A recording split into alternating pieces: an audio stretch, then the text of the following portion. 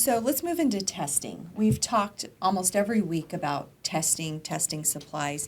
So this question is, what is the accuracy of the Abbot ID Now test? Yeah, I'm so glad you asked that question. I'm an honorary member of the laboratory now because I've been so engrossed with it. So I think I reported a few episodes ago that when the Abbot ID Now test first came out, which originally they were saying you just had to do a simple nose swab. And so the Cleveland Clinic actually did a study, 239 patients. They took what they knew to be positive COVID samples and ran them on the Abbot ID Now platform, and only 85% of the samples tested positive. The other 15% said they were negative, and yet we know they were positive.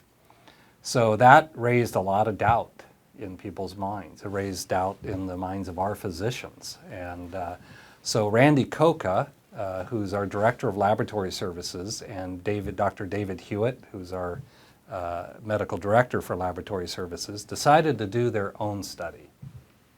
In fact, Randy even spoke to the lead researcher physician that did the Cleveland Clinic study. He called back and spoke to him. And he learned that they were putting the specimen in a test tube with what's called universal transfer medium. So it's a liquid. A lot of times you use saline. But they would put that in there and then pour that into the analyzer, which had the effect of diluting the virus. Also just taking a simple swab of the nose rather than the really deep, uncomfortable nasal pharyngeal swab. So Randy and Dr. Hewitt selected 50 patients, half of them from the emergency department, half of them from patients that come to the specimen collection site on Floral Street. Had one of our highly trained nurse practitioners do the deep nasal pharyngeal swab, and did 2 of them.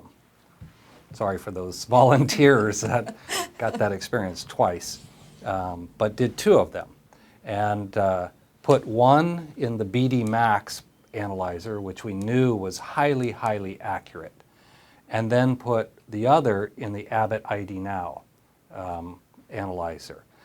But put the swab directly in the analyzer, did not put it in any solution whatsoever. So now you got a deep swab directly into the analyzer, which is what Abbott was recommending. Over the course of a week when they conducted the study, they concluded with 100% correlation, meaning that both platforms came up with identical results every single time. So we have now concluded that the Abbott ID Now platform is highly accurate, highly sensitive, highly reliable. So we've won over the confidence of our physicians, but it all comes down to the quality of the specimen that's collected. That means so much.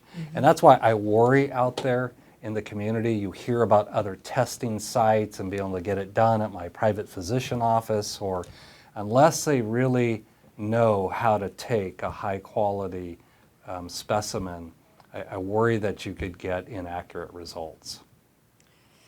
So it's got to be almost painful. Yes. It's a brainectomy well, that's or good. whatever. Yeah. That's really good. It is good. It's good to have confidence in our testing abilities. Yep. So.